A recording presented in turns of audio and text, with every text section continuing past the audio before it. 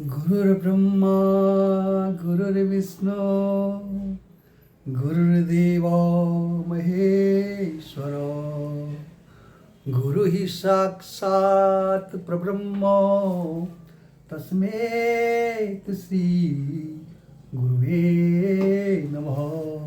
सद्गुरु महाराज की जय हो। और सत्यनारायण भगवान की जय। सत्यनारायण भगवान की जय। सत्यनारायण कथा के अंतर्गत आज मैं आपको पंचम अध्याय में ले चलते सीधा प्रवेश करते हैं, समय ज़्यादा न लेते हुए। भगवान श्री हरि नारद जी को कह रहे हैं कि हे नारद, कलयुग में अपनी सारी व्याधियों को, परेशानियों को दूर करने के लिए, घर में सुख शांति संपदा के लिए, यश कीर्ति के लिए, सदा सौभाग्य के लिए, चारों तरफ विजय प्राप्त करने के लिए, पुत्र प्राप्ति के लिए, जहाँ भी जो बाधा हो पूर्ण करने के लिए भगवान सत्यनारायण की कथा करनी चाहिए। नारद ने सलाह पूछ के कहते हैं ये कथा और किसी ने कही है? तो भगवान श्री हरि को एक तो सतानंद नाम के ब्राह्मण की कथा, लकड़हारे की कथा और वाणिज्य की उद्दामक नाम के राजा की कथा सुनाते हैं। पंचाध्याय में श्री हरि कहते कि हे नारद, कहते एक बार एक राजा आए, तुंडध्वज नाम के राजा थे। वो भी बहुत अच्छे राजा थे, प्रतापी थे और संसार का, अपने प्रजा का भरण पोषण करते थे। अपनी प्रजा को अपने पुत्र के समान समझते थे और राजा के 100 पुत्र थे, ऐसी कुछ उनकी रानियां भी थी। बहुत अच्छा साम्राज्य उनका था। राजा का धन यश समृद्धि उनके घर में बनी रहती थी। कहते एक दिन राजा के मन में आखेट खेलने का हुआ। शिकार करने के निमित्त वो एक अपने सेनापतियों के साथ, फौज के साथ जंगल में शिकार खेलने गया। सुबह से लेकर शाम तक चलते चलते चलते शिकार खेलने गया तो दोपहर हो गई। राजा थक के हार करके जो है एक वृक्ष के नीचे अपनी प्यास बुझाने के लिए बैठ गया। उसको जंगल में प्यास लगी, थक भी क्या था वो, क्योंकि कोई आखिर तो उसको मिला नहीं था। तो राजा एक पेड़ के बटुक वृक्ष था, उसके नीचे बैठ गया छाँव में कि ठंडी छाँव से प्यास बुझ जाएगी, थकावट दूर जाएगी, फिर हम आगे चलेंगे। कहते लेकिन किंचिते दूरो गत्वा गोप बालाम सत्यनारायण कथाम करोति। कुछ ही दूरी पर जंगल में गांव से आए हुए जो ग्वाल बाल गाय चराने के लिए आए थे, वो अपनी गैया बकरियाँ चराने के लिए वहाँ आए थे। तो वो भगवान सत्यनारायण की कथा कर रहे थे। उनमें कोई पुरोहित बना था, कोई जजमान बना था, कोई श्रोता बने थे, कुछ जंगल के फल फूल कंद मूल लेकर के प्रसाद बनाया और वहाँ भगवान सत्यनारायण की कथा ग्वाल बाल कर रहे थे। राजा ना तो उनसे बात गया, ना उनसे बात करी, ना उनसे पूछा। अपने राजकाय मद में उस बटु वृक्ष के पास आराम से सोया रहा। जब कथा समाप्त हुई, प्रसाद वितरण का समय आया, तो बालकों ने सोचा कि एक ब्राह्मण वो एक वहाँ भी बैठे हुए, क्यों ना प्रसाद सबको दिया जाए। भक्तों, प्रसाद भगवान का किसी का भी हो, प्रसाद जो है जितने लोगों तक पहुँचे उतना पुण्य मिलता है। ये भी कथा जितने लोग सुनेंगे उतनों को पुण्य मिलेगा। एक सागर है, कभी ये कथा खत्म नहीं होती। जितना पियोगे उतनी प्यास बुझेगी, उतनी प्यास बढ़ेगी आपकी। इतना मीठा मीठा पानी है, मीठा सागर है। जितना पानी पियोगे आपको प्यास और अच्छी लगेगी, खाना डाइजेस्ट होगा, मन शांत रहेगा। तो ऐसी कथा है। तो राजा अपनी अकड़ में था, ना तो वहाँ गया ना उनसे पूछा। लेकिन ग्वाल बाल ने सोचा कि भगवान का प्रसाद है, ये तो जन जन तक जाना चाहिए, जहाँ तक पहुँच जाए। इसमें कोई भेदभाव नहीं, कोई छुआछूत नहीं, कोई छोटा बड़ा नहीं, कोई राजा रंग नहीं। ग्वाल बाल गए, तुंडध्वज नाम के राजा को प्रसाद दे दिया कि लो प्रसाद है और हमने भगवान की कथा करी है। राजा ने ना तो उनसे पूछा किसी की कथा है, क्या है, अपने ही मद में जो है, अपने ही मद में जो है वो, अपने ही मद में जो है वो घूमता रहा और उसने जो है प्रसाद को त्याग दिया, फेंक दिया प्रसाद को, प्रसाद ग्रहण नहीं किया। भगवान सत्यनारायण कहते हैं, हे राजन, तू राजपाट की अकड़ में तड़ी में तूने मेरा प्रसाद त्याग दिया, वो भी मेरा किसका रूप? ग्वाल बाल का रूप। मैं तो अपने ग्वाल बालों में ही हूँ, वृद्धों में हूँ, बीमार में हूँ, दुखियों में मेरा वास होता है। और तूने मेरा प्रसाद त्याग दिया अपने राजपाट के अकड़ में, घमंड में। चल देखता हूँ तेरा कितना बड़ा राजपाट है, मैं देखता हूँ। राजा ने प्रसाद त्यागा, वहाँ से उठा, अपने घर की ओर जाने के लिए प्रस्थान किया। लेकिन भगवान मुझे पहले कहा आपको कि मन के चाहे कुछ नहीं, हरि चाहे तत्काल। मन तो जाए स्वर्ग में, हरि भेजे पैताल। राजन भगवान का प्रसाद का अनादर करके जा तो अपने घर को रहा था, फिर प्रभु की ऐसी कृपा हुई कि राजा अपना घर का रास्ता ही भूल गया। पूरे जंगल में राजा भटक गया, उसकी सेना कहीं दूर चली गई, राजा कहीं और चले गया, अपने घर का रास्ता ही राजा भूल गया। अब दिन ढल गया, संध्या काल हो गई, रात्रि आवागन हो रही है। रात्रि के आने में ही राजा ने जब देखा कि संध्या काल हो गई, रात्रि छाने वाली, अंधेरा हो गया और राजा अपने घर का रास्ता भूल गया, जंगल में भटक गया और साथ में उसके जो सेनापति थे वो भी उससे दूर हो गए। अब राजा को समझ में नहीं आया क्या हुआ, कहाँ जाऊँ, रात हो रही है, जंगली जानवर भी हैं। ढूंढते ढूंढते भागते भागते राजा एकदम निराश हो गया। मन में संकोच आया, मन में ऐसे ख्याल आ रहे हैं कि किसी ने मेरे साथ कुछ ऐसा गलत कर दिया, मैं घर का रास्ता भूल गया, किसी ने पता नहीं मेरे घर में मेरे बच्चों का क्या होगा, किसी ने मेरे 100 फोटो को मार दिया, मेरे घर पर कब्जा कर दिया होगा, मेरी बीवी को अपने बस में कर दिया होगा, रानियों को अपने बस में कर दिया, मेरी राजपाट में इसने कब्जा कर दिया होगा और मैं जंगल में भटक गया। हो सकता है जो सेनापति मेरे से भाग गए हैं, मुझे जंगल में छोड़ के उन्हें मेरे घर पर कब्जा कर दिया होगा, मेरे राजपाट पर कब्जा कर दिया होगा, मेरे 100 पुत्रों को मार दिया होगा। अब मैं क्या करूं, कैसे करूं, ये क्या हो गया मेरे साथ, किसने क्या कर दिया, ये कौन सी जन्म की मुझे सज़ा मिली है। लास्ट में सारे हाथ पाँव फैलाने के बाद, शुक्र के बाद, फिर हम मनुष्य का स्वभाव ही है कि लास्ट में भगवान की शरण में जाते हैं, उनसे उम्मीद करते हैं। फिर राजन कहता है कि हे प्रभु, मैं आज कहाँ भटक गया हूँ, मेरा राजपाट, मेरे 100 पुत्र किसने मार दिए हैं, किसने कब्जा कर लिया है, ऐसी कौन सी सज़ा है जो मुझे मिली है, मैंने कौन से ऐसे पाप किए, गलती करी है। हे दीनानाथ, हे प्रभु, आप तो अंतर्यामी हैं, मैं कुछ नहीं जानता, मेरी गलती अगर है मुझे अवगत कराइए, मुझे क्षमा कीजिए और मुझे संध्या काल रात्रि हो गई है, मुझे घर जाना है, अपने बच्चों से मिलना है, जैसी विधि हो मुझ पर अपने दास पे दया कीजिए, कृपा कीजिए। रुंदन कर्दन करता हुआ भगवान का ध्यान करने लगा। प्रभु हमारे पल में मान जाते हैं, अगर रूठने में घंटों लगाते हैं तो पल में मान जाते हैं। भगवान हर श्री हरि दया में आगे आकाशवाणी होती है कि हे राजन, तूने मेरे बाल स्वरूप बच्चों की कथा की हुई प्रसाद को त्याग किया, तूने छोड़ दिया, तूने फेंक दिया, ना तो तूने सर पर रखा, ना तूने अपनी ज़ुबान पर रखा, तूने अनादर कर दिया मेरे बाल स्वरूप का, इसलिए तुझे मैं दंड दे रहा हूँ। और ये किसी तुझे करानी है, तेरे अपने ही कर्मों के कारण तू दंड पा रहा है। अब तू अगर अपना भला चाहता है, अपने राजपाट को चाहता है, तो तू उस स्थान पर जा जहाँ मेरे ग्वाल बाल कथा कर रहे थे, उस प्रसाद को उठा, मस्तक पर लगा, भक्षण कर, श्रीमन नारायण का जप करते हुआ मैं तुझे तेरे घर तक पहुँचा दूंगा। राजन की अकल ठिकाने आ गई, सोचते हाँ वो अपराध की वजह से हुआ, वो मैंने बालकों से पूछा ही नहीं, पहले मैंने बालकों से स्नेह करना था, प्यार करना था, उनकी कथा में सहयोग देना था, पर मैं तो अपने अकड़ में रहा। राजन स्थान पर जाते हैं, वहाँ से प्रसाद को लेकर के अपने मस्तक पर लगाते और प्रसाद ग्रहण करते हुए श्रीमन नारायण का जप करते हैं। श्रीमन नारायण नारायण नारायण, श्रीमन नारायण नारायण नारायण।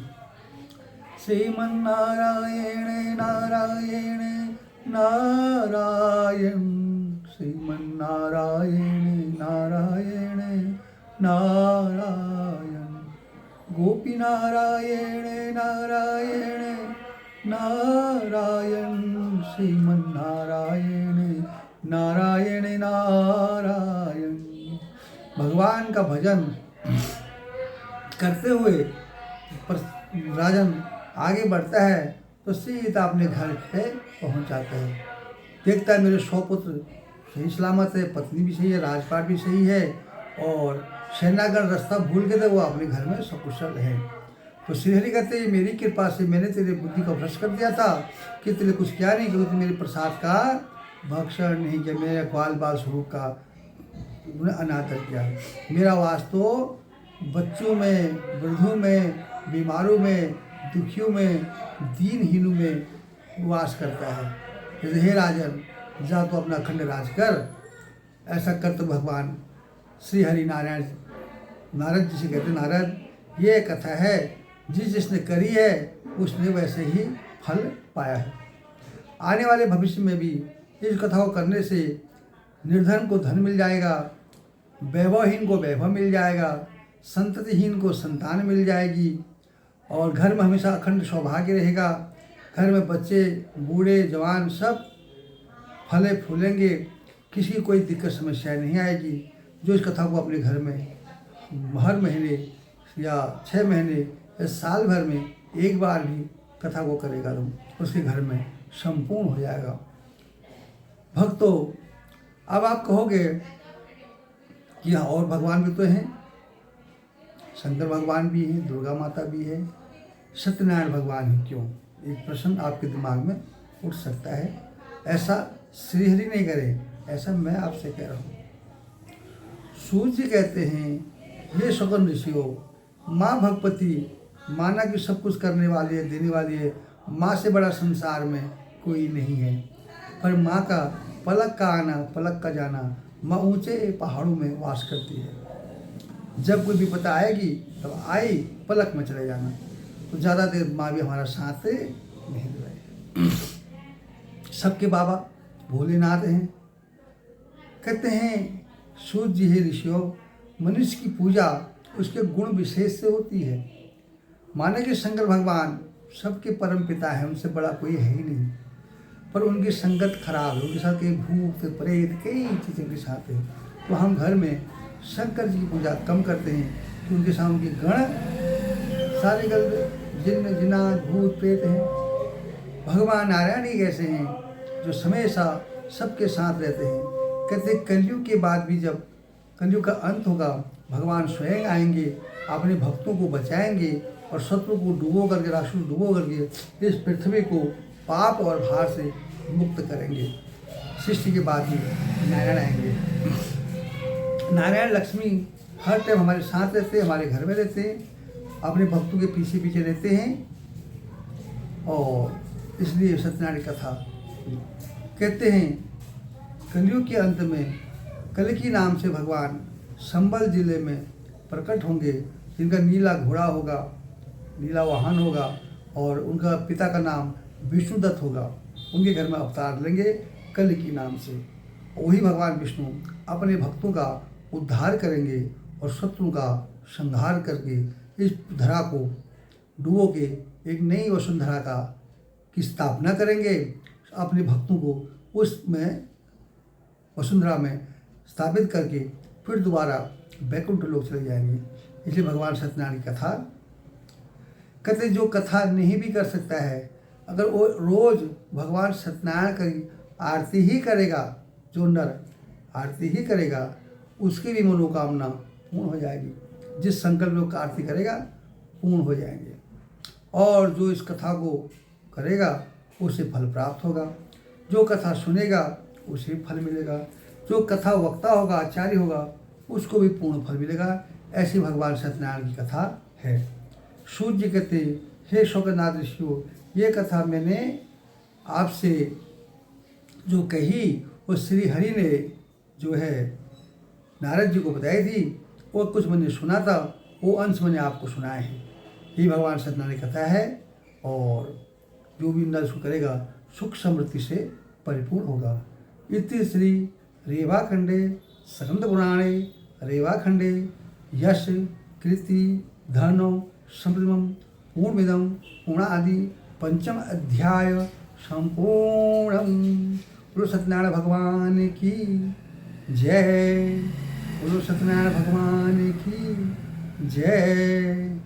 बोलो सत्यनारायण भगवान की जय। तो भक्तों, ये मैंने कथा बताई आपको भगवान सत्यनारायण की 5 अध्याय सुनाए। आशा करता हूँ आप कथा को सुनेंगे, अपने घर में भी समृद्धि का द्वार खोलेंगे, यश का द्वार खोलेंगे, कीर्ति का द्वार खोलेंगे।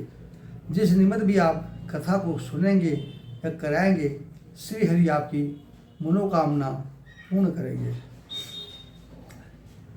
श्रीमन्नारायण नारायण नारायण, श्रीमन्नारायण नारायण नारायण, श्रीमन्नारायण नारायण नारायण, श्रीमन्नारायण नारायण नारायण, लक्ष्मी नारायण नारायण नारायण, लक्ष्मी नारायण नारायण नारायण, सूर्य नारायण नारायण नारायण, सूर्य नारायण नारायण नारायण, सूर्य नारायण नारायण नारायण, लक्ष्मी नारायण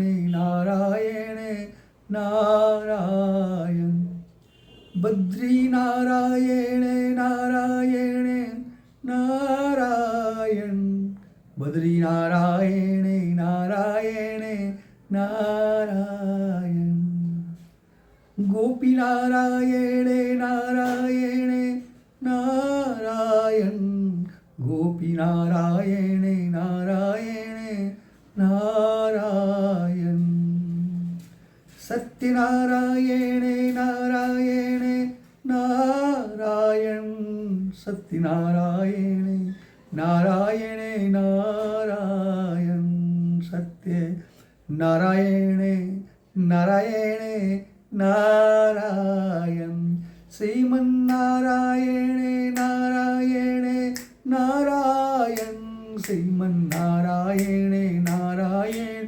नारायण, नारायण नारायण नारायण, गोपी नारायण नारायण नारायण, श्रीमन् नारायण नारायण नारायण, श्रीमन् नारायण नारायण नारायण। बोलो सत्यनारायण भगवान की जय। बोलो सत्यनारायण भगवान की जय। आज इतना ही, शेष कल फिर आपको एक नए कदम, नए अध्याय, नई दिशा की ओर ले चलेंगे। तब तक इस चैनल को लाइक कीजिए, सब्सक्राइब कीजिए, शेयर कीजिए, भगवान सत्यनारायण का आनंद लीजिए। लक्ष्मी की कृपा आपके घर में बनी रहेगी। ये बात बिल्कुल आपको 101% सत्य कह रहा हूँ, 16 आना खरा कह रहा हूँ। जो इस कथा को सुनेगा उसके घर में लक्ष्मी की कृपा बनी रहेगी, बिगड़े काम बनते रहेंगे, दुखों का अंत होगा, समृद्धि का भंडार भरेगा, लक्ष्मी कृपा बनेगी, घर में सब दुख दरिद्र भाग जाएगा, नवग्रहों की कृपा बरसेगी। इसलिए आपसे निवेदन है, इसको सुनिए, सब्सक्राइब कीजिए, शेयर कीजिए, लाइक कीजिए। आज इतना ही, कल फिर चलेंगे, मिलेंगे आपको। तब तक के लिए आप अपना विशेष ध्यान रखिएगा है। आपका दिन मंगलमय शुभमय हो। जय श्री कृष्णा, जय गोविंद, जय गोपाल। बोलो सत्यनारायण भगवान की सदा ही।